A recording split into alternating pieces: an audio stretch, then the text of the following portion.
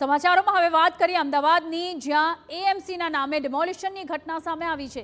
એએમસીના નામે બાંધકામ પર બુલડોઝર ફેરવાયું છે। મનપાના નામે બિલ્ડરના માણસોએ બાંધકામ તોડ્યાનો દાવો અહીં સામે આવી રહ્યો છે। બાઉન્સરો એએમસીના નામે ડિમોલિશન કરતા હોવાનો દાવો થઈ રહ્યો છે। નાના ચિલોડામાં હાઈવે પર ટોયોટા શોરૂમની સામેની બાજુ બાઉન્સરોએ ડિમોલિશન કર્યું છે। એએમસીએ કોઈ ડિમોલિશન ન કર્યું હોવાની સ્પષ્ટતા કરી છે। આ સાથે જ એએમસીના નામનો દુરુપયોગ કરનારા સામે મનપા કડક કાર્યવાહી કરશે। વિડીયોના આધારે એએમસી પોલીસ ફરિયાદ કરશે અને આ સાથે ડિમોલિશન કાર્યવાહીમાં એએમસીની કોઈ મશીનરી હોવાનો પણ દાવો થઈ રહ્યો છે। જીઆઈડીસીમાં પ્રાઇવેટ પ્લોટમાં 3 દુકાનોનું ડિમોલિશન હાથ ધરાયું।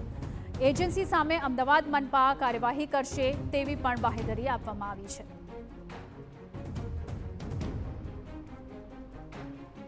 પ્રાઇવેટ પ્લોટ છે, એની અંદર 3 દુકાનો હતી।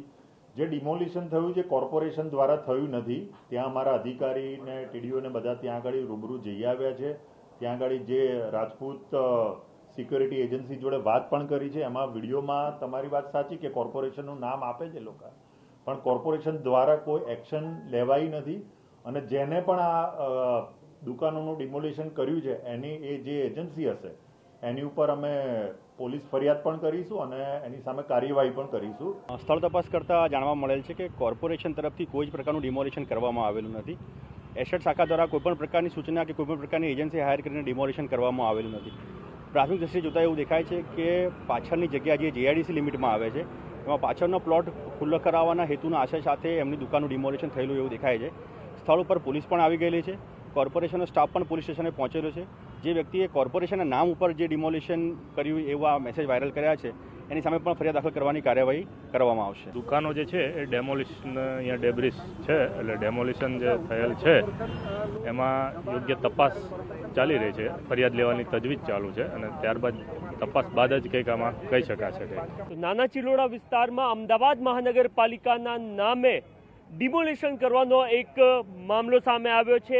અમદાવાદ મહાનગરપાલિકાની ટીમ, આ સિવાય પોલીસની ટીમ પણ અહીંયા પહોંચી હતી અને એમને જોયું કે મહાનગરપાલિકા દ્વારા અહીંયા ડિમોલિશન કરવામાં નથી આવ્યું, પરંતુ પાછળની તરફ જીઆઈડીસીની જગ્યા છે એ પ્રાઇવેટ માલિકીનો આ એક પ્લોટ હતો અને એ પ્લોટમાં જે ખાલી કરાવવાના ઈરાદા સાથે એક સિક્યુરિટી એજન્સીના કેટલાક લોકો અહીંયા પહોંચ્યા હતા।